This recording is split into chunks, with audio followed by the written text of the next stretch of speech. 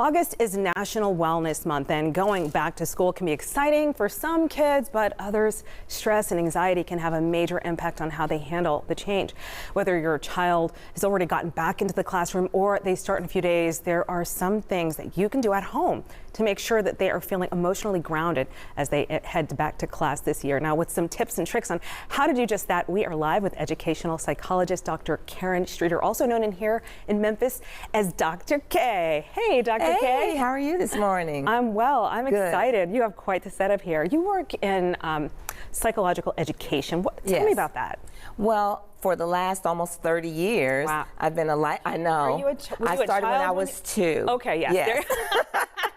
Love that, yes. But yeah, so I'm a licensed school psychologist, and so I started out with actually Legacy Memphis City Schools, and then I went on to work as a national consultant for Success for All, and now I'm in private practice, and I do a lot of work with charter schools. We're so glad you're here in Memphis. Okay, Thank you. So let's talk about mental health challenges that you see with our kids.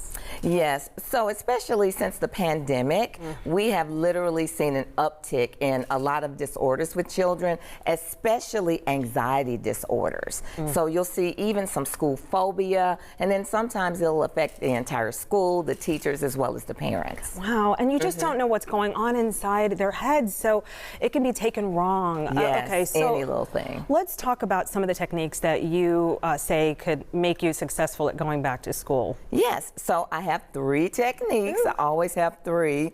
And this one is about keep planning, because you know I talk about the 5 Ks in my book, available on Amazon. So the first one is, I know we're used to setting a clock to go to bed, but I say we should set a clock not just to wake up in the morning, but to go to bed at night. How many hours of sleep do you think the average kid needs? So I would just think because they're growing, it would be like maybe 9. At least 8 to 12. Oh, 8 to 12. Yes, depending on the age of the child. And there are so many parents I speak with who say, oh, I send them to bed at 9 or 10. Well, most kids have to wake up at 5, 6, or 7. That's not enough sleep. So we can start the day off with setting a clock to make sure they go to bed on time. And then the next planning part is actually talking about what they need to do in the morning. So many parents are stressed out, and so are the kids. Running around. By the time they get to class, because they have forgotten something. The parents have been yelling at them all morning long. So I have a to-do list, and it does not have to be fancy. I made this one with some cardboard paper here, and basically you write down the things they need to do, and kids can do this themselves. Yeah. Okay, and if they're grown, they can put it in their phones, and they just check it off as they do it. So you know if you missed a check, you missed something. You missed something. You missed something. Oh my And then the very last thing is breathing. You know I love to breathe, and sometimes the little ones cannot tell if they're inhaling or exhaling. What do you mean? So I tell them, when you inhale, you pull the air in your nose, and when you exhale, you blow it out with your mouth. And if your pinwheel goes around, you know you're exhaling. So that's how they know they're exhaling. Why don't they know that they're exhaling? Because they don't know that word. Oh. A lot of grown people don't know. Hello. A lot of grown people don't realize when they're exhaling. So what I like to do is to do what I call muscle man breathing. Okay. Ooh. Yes. So this time we're going to inhale in our nose for 5, and we're going to tense up all of our muscles. We're going to hold it for 3, and then we'll release all of the tension. You ready? Inhale. And tense your muscles, tense them, 1, 2, 3, and release. Oh. Doesn't that feel good? Oh my goodness, what is that? What is that? It releases all of the tension and the stress in your body.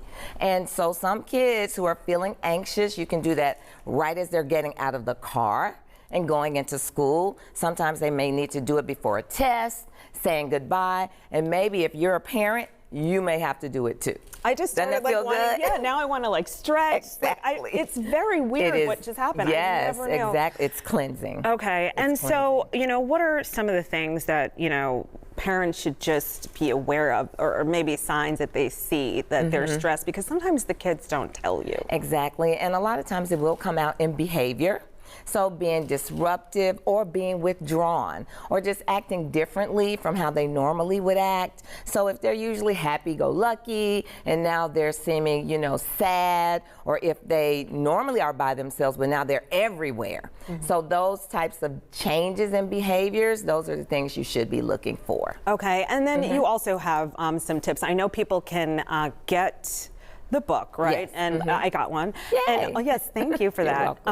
But you're also you're known as Dr. K on the Couch. Exactly. So I know that you work with different schools. How would parents and schools get in contact with you just to get further insight on this? Yes, and I love working with organizations as well as with individuals, and they can always reach me in the old-fashioned way, calling me on the telephone, 901-745-3755, but then I also have a website, Dr. K, on the couch with drk.com, Facebook, all social media, and email on the couch with dr.k@gmail.com. So they can book me, they can talk with me, we can do consultations or whatever they need to make this a successful year. All right, and usually, just one quick question.